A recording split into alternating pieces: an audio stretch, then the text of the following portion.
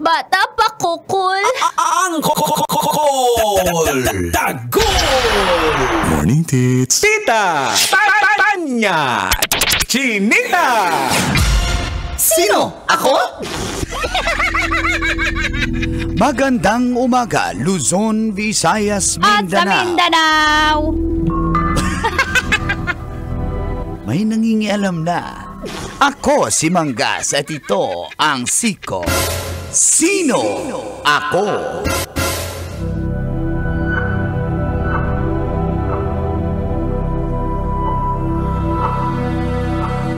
Kumakain ka ba? Ano yun? Kumakain ka ba ng pagkain na nahulog sa sahig? Dahil wala pa namang 5 seconds? Correct. Yan ang ating pag-uusapan. Dahil noong ating kabataan, pag may nahulog na pagkain, lalo na't masarap, kinakain pa natin ito kahit nahulog na sa sahig at sinasabing, wala pa namang 5 seconds. Totoo bang safe itong kainin? At kailan ba sumikat itong 5 seconds rule? Ayon sa mga source, nagmula ang 5-second rule o Khan rule panahon pa ni Genghis Khan. Dahil ang mga natapong pagkain sa sahig kapag may piging ay ikinukonsiderang ligtas pa rin kainin. Sumikat din ito noong 1960s ni Julia Child nung nalaglag ang kinakaing pancake sa ibabaw ng stove. Pero dinampot niya yun at kinain sabay sabing wala pa namang 5 seconds. Subalit, ayon kay Nicholas Aker, isang microbiologist, kanya itong ni-research.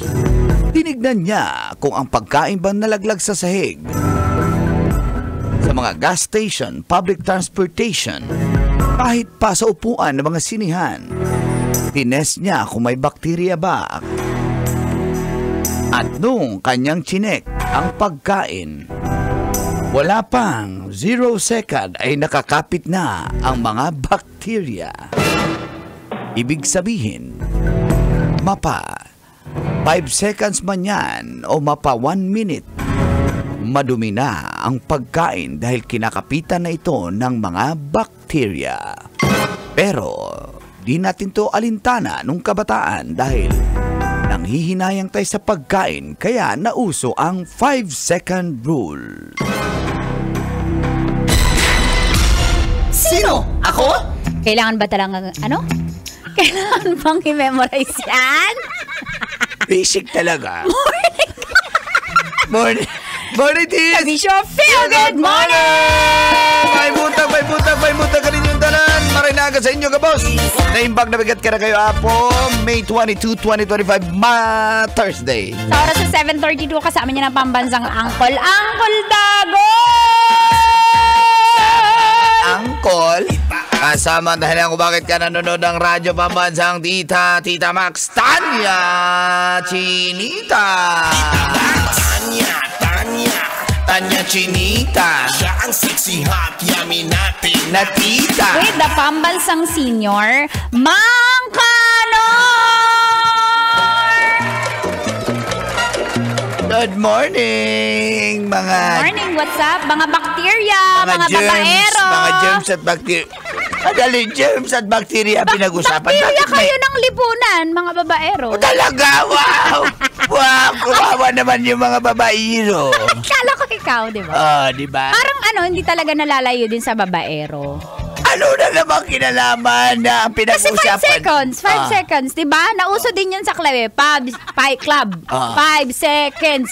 Walang mali siya. Ganun ba yun? Di ba? Tapos magkikiss yung hindi magkakilala nang walang mali siya. Di ba? Kayo pambabaero din talaga yung bakterya. Ay, hindi ako kumikiss ng ganyan. 5 seconds lang? Matagal. Tine-take out mo. Matagal. Pero nung kabataan natin din, di ba? Oo, nauso yan. Nauso. Ang layo nang narating, no? Nakarating sa Pilipinas, yung konsepto. Yung 5 5-second seconds, rule. walang mali siya. Hindi yan yung pagkain! Di ba? Nung kabataan mo, kumakain ka ng tinapay o ano bang kinakain mo, nahulog. Nalaglag. Ay, wala pang... Ako din kinakain 5 ko eh. seconds. Lalo pag, nung mahirap kasi tayo nung bata, mga 90s, di ba? Parang, Sayang yung nips, pagkain. di ba? Yung nips, nalaglag, isa.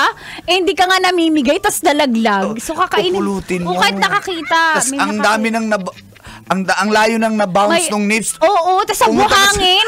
Siyempre nalawayan mo. Tas sa buhangin nalaglag. Hipan mo talaga yung buhangin. Bahala na si mama dito magpa-ospital sa akin. Basta masarap. So yung 5 second rule na pala, talagang wala. Kahit 0.0 second pa lang, May bacteria na. nandun na yung bacteria nakakapit na. And also, habang hinahawakan mo sa kamay mo yun ng ganito, Tapos ikaw hindi ka naghugas ng kamay. oo, may bakterya na. Ikaw mismo, babaero ka, bakterya ka. Ano ba talaga problema mo? Sandali, iba yung, hala, hindi nahugasan yung kinain ko, may bakterya yon? Oo, tahong yun eh. Maghapon ng suot yung panty. Ay, iba yun! Iba! Ay! Ay! Oye! Maghapon na, mabakterya talaga yan. Uy! Iba! Diba, sa amin naman pag hulog, tinapay, pandesal, or yan, Lahat cheese yan bread. kain. Ay, Tas- okay lang, hindi pa nadaanan ng helicopter. Diba? Kasi, mga, di ba, may nagpauso kayo. Oo, may mga ganun sarili sa yung amin. pauso, no? Mga babaerong pauso.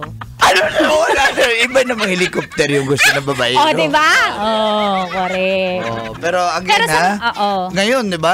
Pero healthy naman tayo. Oo, eto tayo. Ang mga bata ngayon, hindi na pwede. Uy, nalaglag, dirty na yan. Kasi nga masama tayo eh. So, kumbaga, friends kayo ng bakterya.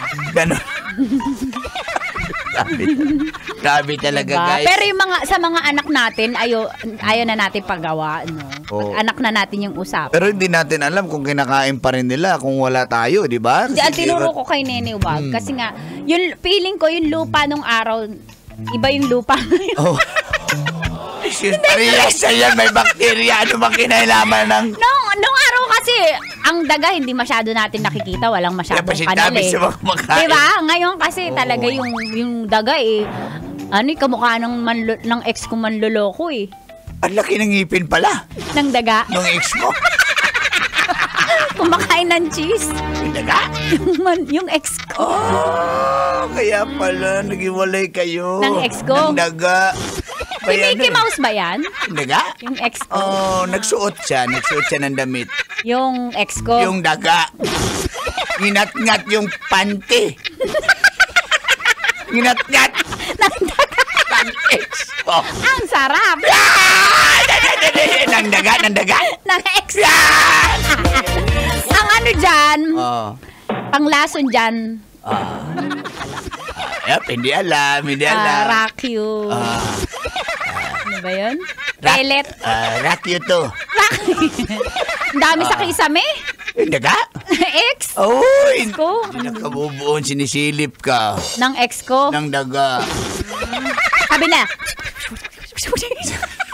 Guys, pakinggan nyo guys, anong to guys, sound effects na to. Isa pa.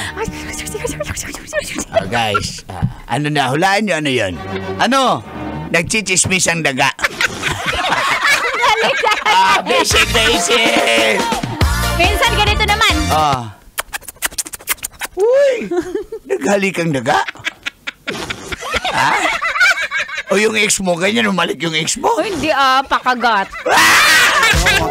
Ay, lako mga kabisat. Hanggang alas 9 pa po tayo. Shout out mamaya. Chat nyo lang kami, Uncle Dagol or Tanya Chinita.